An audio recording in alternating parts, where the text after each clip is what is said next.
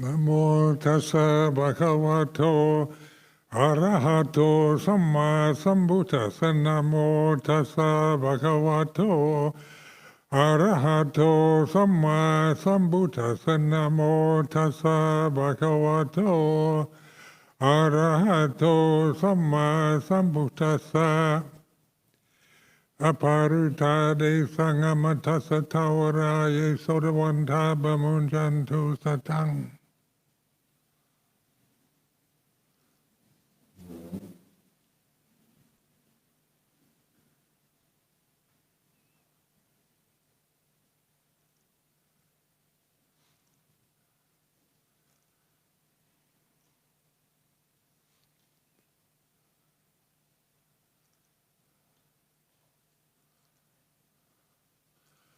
So this afternoon is a time for reflection.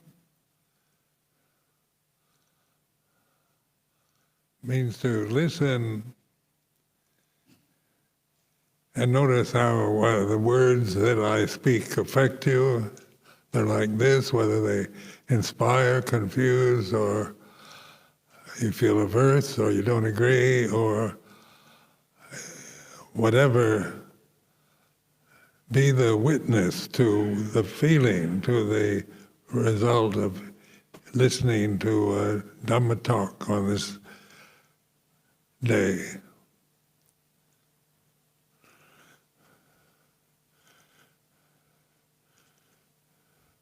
So I'm asking you all a question. Are you a slave to your imagination? So this is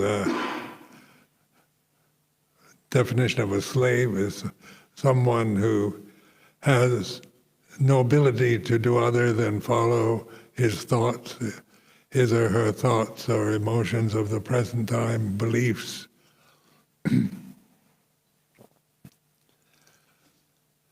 So most of us have experienced slavery to our imagination, believing in our thoughts, our memories, the reality that we're conditioned with, the sense of reality that we believe in. And we don't reflect on it, we don't question it, we tend to operate from this grasping of beliefs, of concepts, of opinions, views. And so the world is like this. The world that you create, that we all create, is a world that of concepts, of images.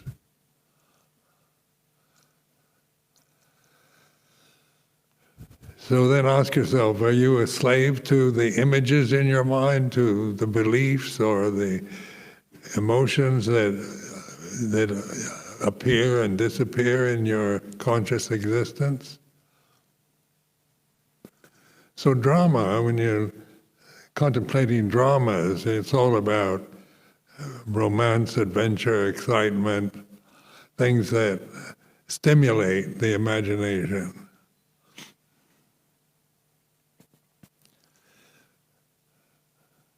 Then we come to the word Dhamma, this Pali word, and try to imagine it. Try to imagine this word. We take a word from the ancient Pali language and put it into an English context. What do we mean? Do we believe in Dhamma? Can we be a slave to Dhamma?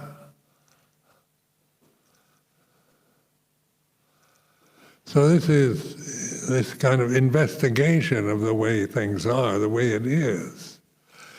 You can investigate, you can romance, adventure, excitement, good, bad, forces of good and evil, heaven and hell, right and wrong.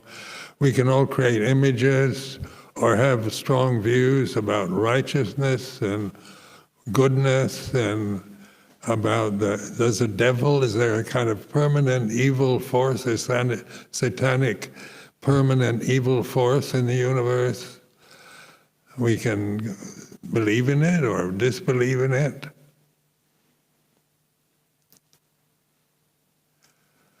But what we can know in whatever our habitual reaction to the subject is that we're aware. We can be aware of the images, aware of the thoughts, the concepts. We're aware of the word Dhamma. When I speak this word, you're aware that you're listening to a Pali word in an English context. This you can know. You hear, you receive, and the word itself, how does it affect you? Does it leave you confused, or you believe in it, even though you can't define it, or has no qualities, no size? It's not earth, fire, water, and air. It's not space. But consciousness, this word consciousness, ability, knowing the here and now is like this. This is a fact. This is not a belief.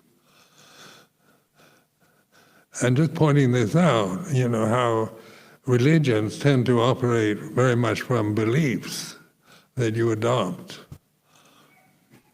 So what we call religion is usually based on an acceptance of certain beliefs in an ultimate deity, a God, or a force in the universe, or however you want to, whatever words you use to describe ultimate reality. But even the words ultimate reality, what is that? Ultimate reality, you can't imagine ultimate reality. You can imagine anything good, bad, right, and wrong. And this is where I encourage you to trust this awareness of the way we slavishly hold to views and opinions. Because as long as we bind ourselves to these conditions, we're going to experience suffering, because the end result of grasping of a condition is the experience of dukkha, or suffering.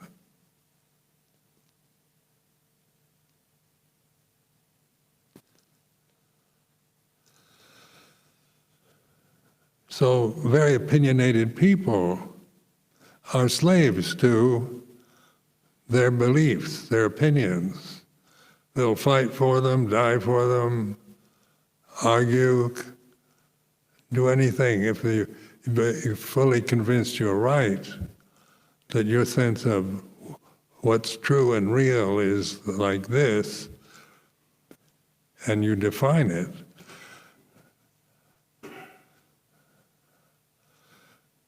But is that liberation? Are we going to grasp a belief and die for it? Or in the terms of meditation, we're the observer, the witness to the beliefs that we grasp. The belief might be a very good one. Beliefs can have both qualities. But the grasping, this blind, slavish grasping of beliefs, of concepts, is the very source of, the very basis of suffering. Why do we suffer? Why is the world the way it is? Why is there wars and conflicts and arguments and endless strife? And so listening to the news, we hear all kinds of miserable concepts about right and wrong and who's at fault and who's, and we take sides. We tend to sympathize with one over the other, which is quite all right, but it's not that we're promoting taking sides with anything, but observing, being the witness, the puto, the witness of the condition that we tend to believe in and grasp, that we slavishly adhere to.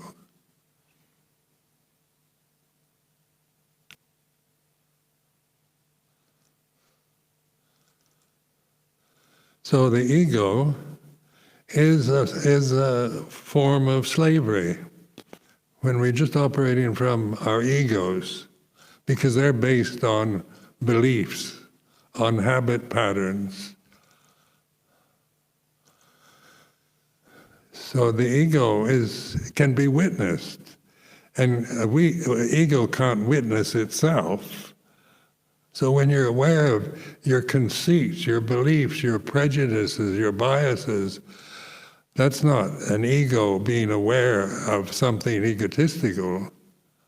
That's awareness, pure conscious awareness, aware of a condition that could be pleasant or unpleasant. So then trust in this ability to begin to really see how simple it is, its ultimate simplicity, because we're not asking you to get anything you don't have, or get rid of all your faults and bad habits, and get rid of your beliefs and your prejudices, and tell you how you should be as a individual personality, what a good Buddhist is, what a good bhikkhu is, what a good Siladhara is like this. We're not holding up images of goodness or righteousness or perfection, but encouraging you to observe that no matter how superlative a condition might be, when you grasp it, then you're enslaved to that view. You're limited. You're confined to the limitation of the view that you're grasping. Where non-grasping is not annihilating the images, but standing behind them, observing them. Being the puto, the witness, the Buddha, the refuge in the Buddha, is taking this position of witnessing. It's like this. So these words, it's like this, and notice it, as I've told you many times, it's non-judgmental, it's just pointing out, using words to just rest in the awareness of something that might be emotionally traumatizing or inspiring, whatever the condition of the moment is, it's like this. Can you really have any other, right now, your emotion, your feeling is like this, whatever it might be, and the feelings of so many people in one place are not going to be identical. But we could all be slaves to our feelings. And so like a cult, when we talk about the use of the word cult, when religion or spiritual groups become cults, they're based on everybody grasping the same belief. So when you grasp the same belief, then you've got people that don't believe in what you're grasping. They become heretics. The evil forces, they become your enemy because they don't go along with the cult belief system. that is imposed on you. You weren't born with a belief system, with a language, with an identity.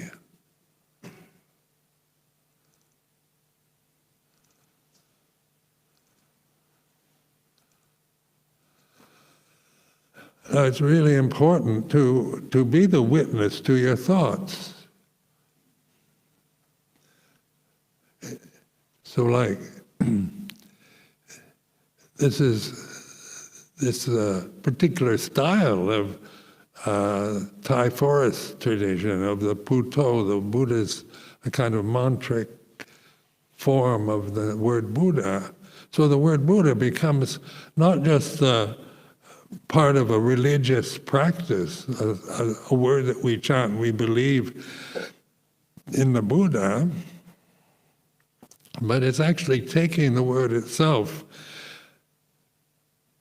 and it means to be aware, awaken to the way it is in the present moment.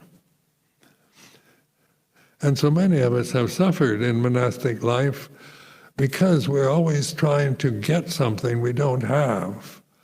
We want to become enlightened. We want to get samadhi. We want to get rid of our defilements, our fears, our jealousies. We want to become some ideal that we imagine, that we're very attached to. So we create an image of a perfect monk or nun, and then compare the realities of our experience as a human individual in daily life.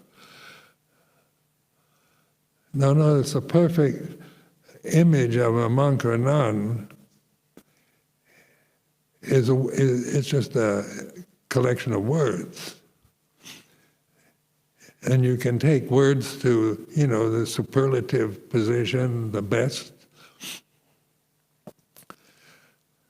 that you can possibly imagine, and try to grasp that, blindly become enslaved to ideals. But the witness, the Puto, is aware of that grasping. When we grasp ideals, then we're always feeling inadequate, because daily life for each one of us is not ideal. Daily life is like this. It's not a community of perfect individuals dedicated to enlightenment like we would like it to be as an ideal, but a group of individuals who conform in external ways through action and speech, but whose attachments can be all over the place. Can be sensible, rational, reasonable attachments, or crazy attachments, madness, foolishness, nonsense. Because forms can take any kind of position. They change, and they can be very inspiring, and then a few years later they're depressing. If we always compare ourselves to an ideal of a samana or a spiritual seeker, that's another identity we like to identify with, because it makes one feel special, a spiritual seeker. We're the world around us, and we listen to the news of the day and all the worldly conditions and foolishness and problems and conditions that make dramas out of life. And our drama is we're spiritually oriented, we're special, or somehow we're right and the rest are all foolish, wrong, misguided beings. It's a very arrogant position to take when you look at it. But it is like this: to feel superior is a belief, because is there anybody superior to anyone else? We can believe they are, So we have class systems. We have upper class, middle class, lower class, working class, peasants, hoi polloi, vulgar herd.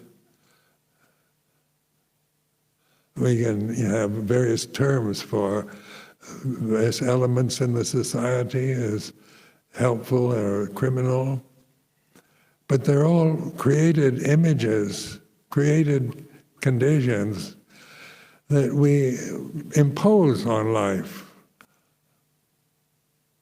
And that's the drama of existence, is that when we believe in certain things and we feel, we can feel endangered if somebody doesn't agree, we can feel threatened, we can feel a sense of community and harmony with each other when we're all in agreement. Would like to live in complete harmony is an ideal. And when somebody doesn't harmonize with us, then we feel threatened. And all this is grist for the mill. We can observe this. And so the encouragement is to give you the empowerment to take this position of the witness rather than as a personality. Lay people, how do you feel about samanas, monks and nuns?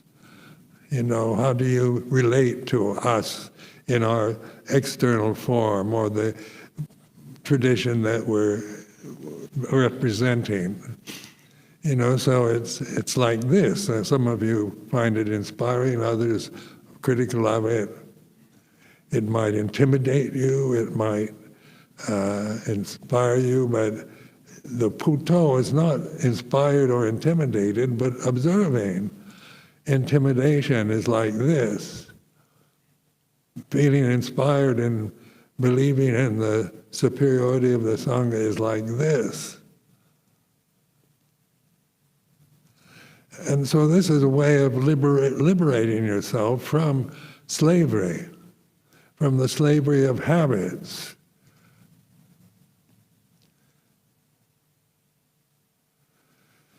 So all the conditioning is habitual, so the ego is a habit. It's not a real person. It's not a flesh and blood living reality, it's a belief, a habit belief that you've acquired after you were born. So that's why you can't trust it. The ego tends to delude us, cause endless problems with grief and sorrow, pleasure and pain, because we're caught in this vortex of binding ourselves to the changing wheel of fortune. We're caught in this cycle we call samsara, birth and death cycle.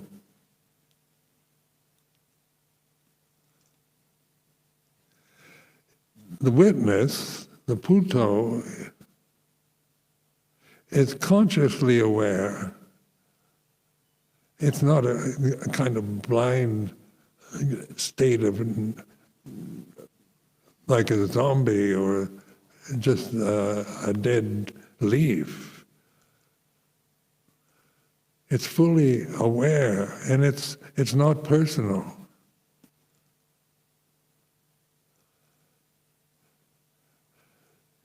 So the gate to the deathless is open. That's awareness, mindfulness, conscious awareness, consciousness. So consciousness, use the metaphor of the gate to the deathless, because consciousness, awareness, is deathless. What is death-bound is your views, opinions, your feelings, your senses, your bodies, your opinions and views. They're all take you to death, to the end.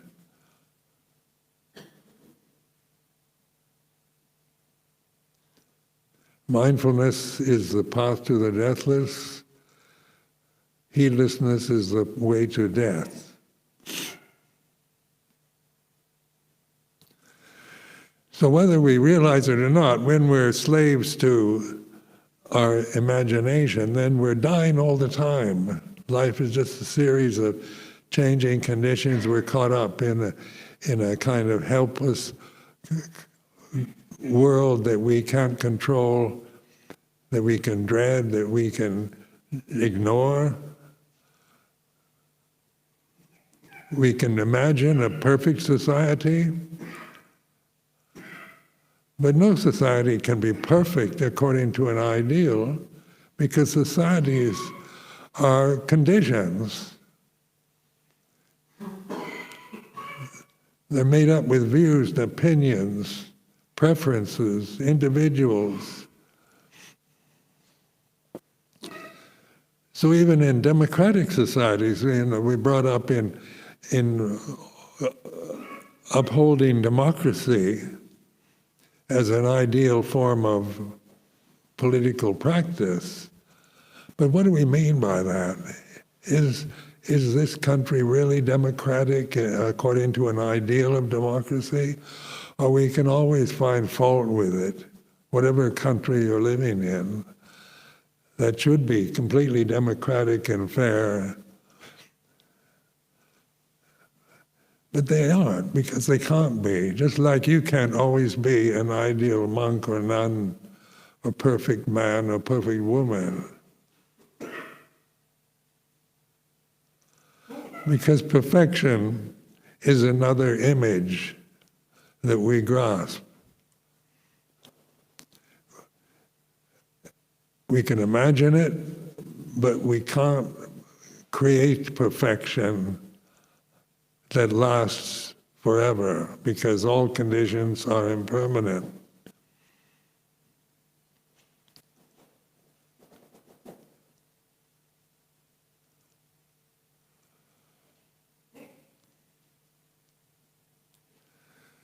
So what is Dhamma? Can you be a slave to the Dhamma? You can create an imagined Dhamma in your mind, call it the absolute, or, what is that? What is the absolute, or supreme reality, ultimate reality? These are beautiful words, but they are words. So what is Dhamma here and now? It's perfect already.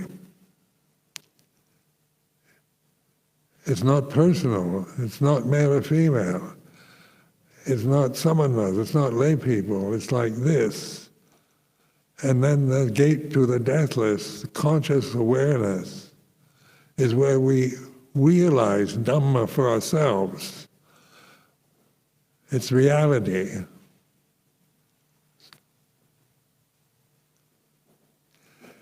And it's immutable. It's not impermanent, changing condition. So when we take refuge in Dhamma, we're taking refuge in the deathless.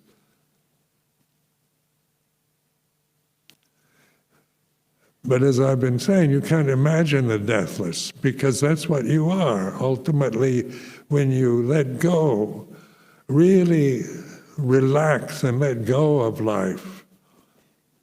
Let go of your opinions, views, fears, identities, habit patterns. Doesn't mean that you don't have any anymore, but it means you're not attached to them. The world still operates according to its karmic tendencies. So even at the time of the Buddha, when he was enlightened, how many of his direct disciples really took refuge in awareness,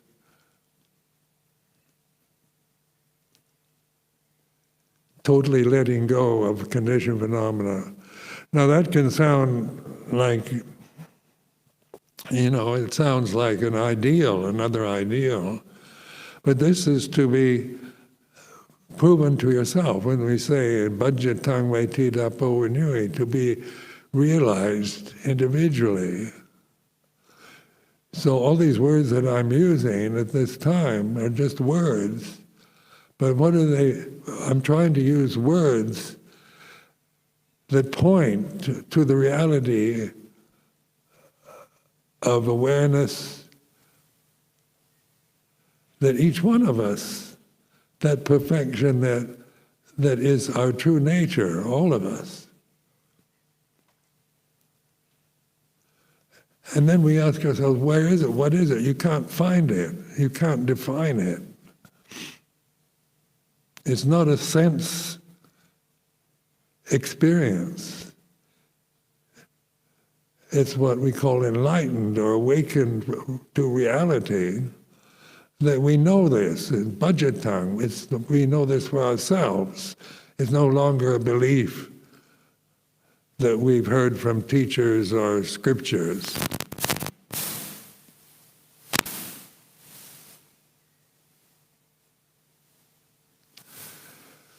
So when we talk about modern society, we talk about slaves to imagination.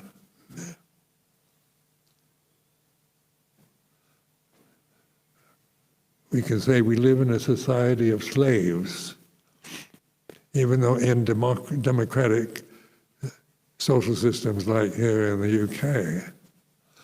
Because we are slaves to habits, to views and opinions, to prejudices that we acquire.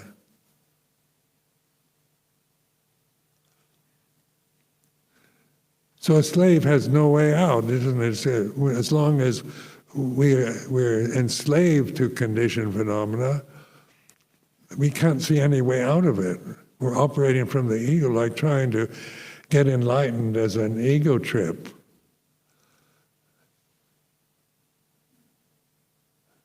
So those of us who take on the monastic forms, we all want to get enlightened.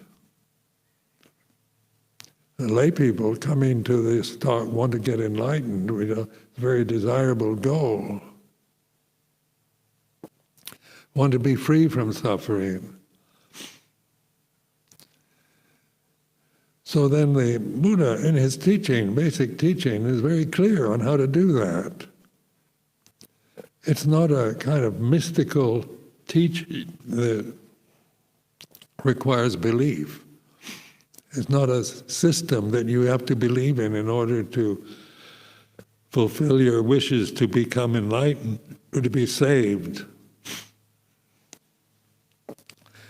It's a way of investigating the actual experience that individually we're having at the present moment.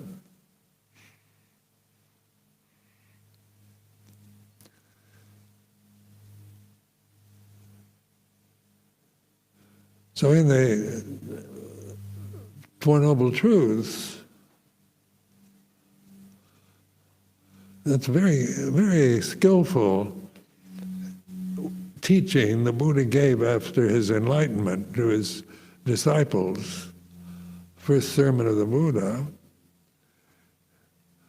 because suffering is a common human experience. We all suffer.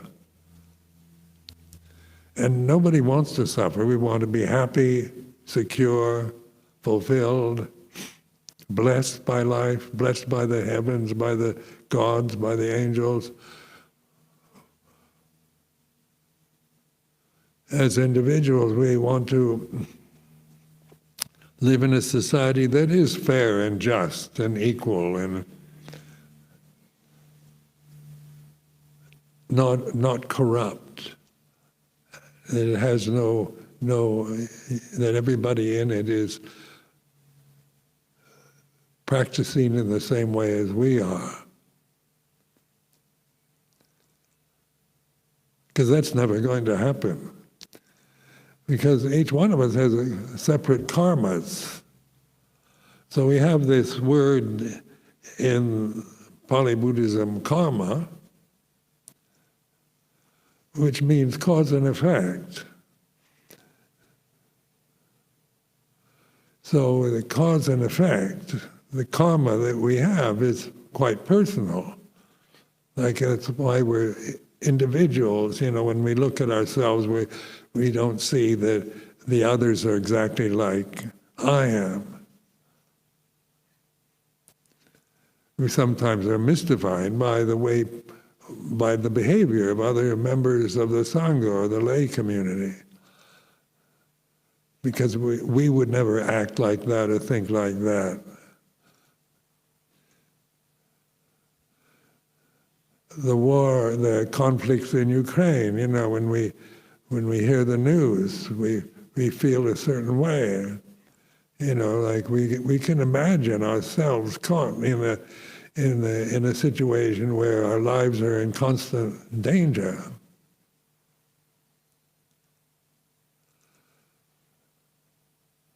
There's war, fear, jealousy, greed for power. And all these are conditions, they're phenomenal conditions that are created by human beings, that we attach to, that human individuals attach to, and then become enslaved to the particular habit patterns or conditions that they identify with.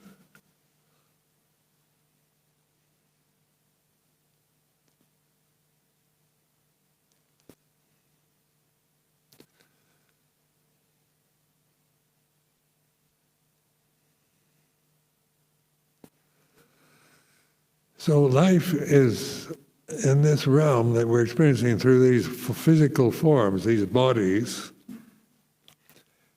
If we identify with that, that's what I am, is this physical body. Then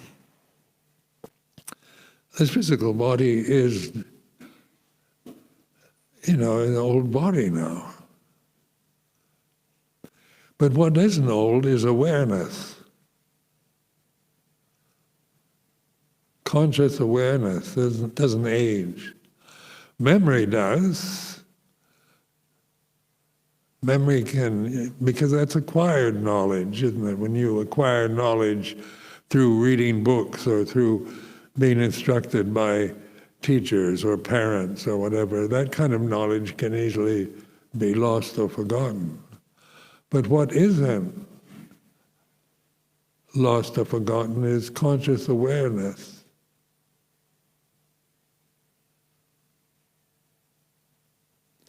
And so it's to recognize this, to realize conscious awareness is like this.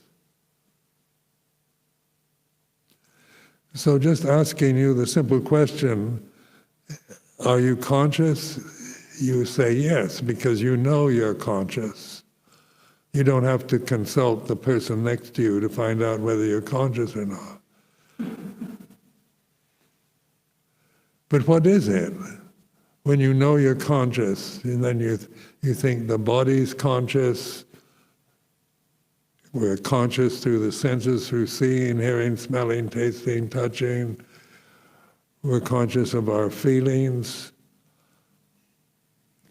And the ignorance, the avijja, or the ignorance that motivates us to grasp all these conditions, then we become the conditions that we're grasping. I become this body, this old body. So, that's, the old body has its problems. And if I identify myself with the body, then I'm an old man with a lot of problems. But the body is like this, so whatever state your body's in the present moment, whether it's pleasant, painful, youthful, old, or middle-aged, or feminine, or masculine, however you want to describe it, it's like this. And that sense of it being like this, Your refuge is in awareness, not in the condition that you're aware of. You let go of the condition. You don't annihilate it. You don't deny it.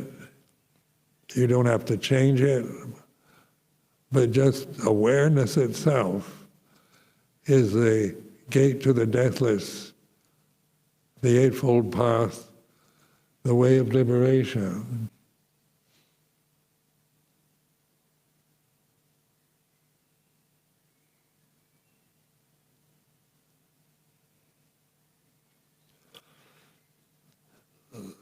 I like to reflect on the past and the future.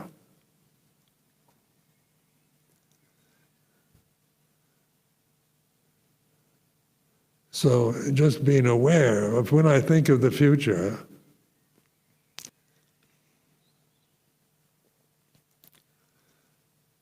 then I start suffering.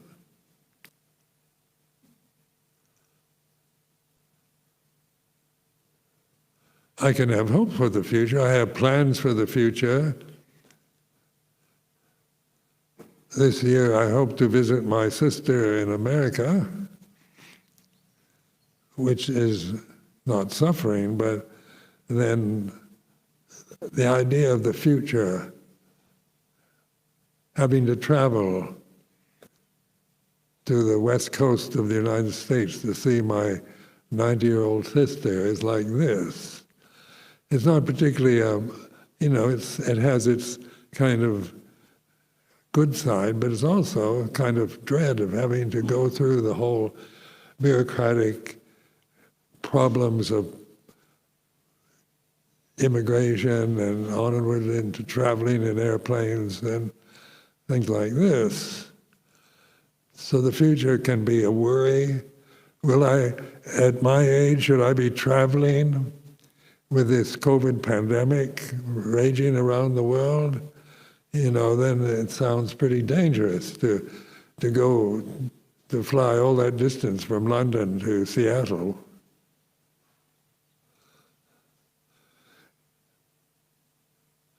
So that's the future, though, isn't it? Right now, those are thoughts, images of the future. The past. Think of the past. Today I was remembering the early years with Luang Por Chah at Wat Pa Pong. And I felt a kind of nostalgia for those training years I spent with Ajahn Chah in northeast Thailand. A kind of nostalgic sense of nostalgia arose. It's like this. So clinging to nostalgia, that can never happen again. That event 50 years ago, 55 years ago, is a memory right now. You can't revive it. You can't find that again in your life. It's because life at this moment is like this.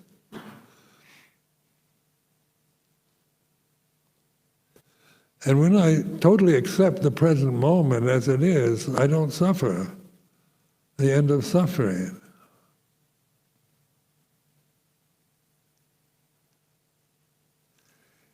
In this void of silence, the silent awareness that has no form, no shape, no color, no quality, is the gate to the deathless. And we use the words conscious awareness, mindfulness, whatever words you want to use for it, but the words aren't merely directional signs. They're not to be attached to, but how to use words to point to the present moment, here and now.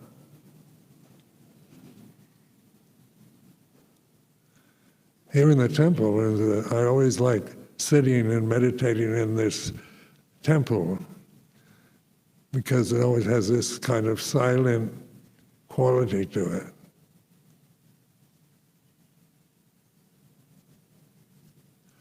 But even in the midst of noise, of airports, of waiting in lines, of being pushed in wheelchairs, by boarding airplanes, getting off airplanes, going through immigration, if we abide in the silence, then the rest takes care of itself. We can deal with the flow of life as we experience it if we're aware, if we're not enslaved to views and opinions, preferences, prejudices and beliefs. Then we have the wisdom to adapt to the changing conditions that we're experiencing through these forms. So trust in that. Ye soda one taba munjan tu satang. Trust in it. When the Buddha said the gate to the deathless is open, ye soda one ta, those that hear this, trust it. And this trust is not a belief. It's not a sense of expecting you to believe me. But it's an encouragement to trust awareness, which is what you really are. Your true nature is this state of aware, this natural awareness that we don't create, that has no quality, no form, but is here and now, and not something far away, something high up that you have to get.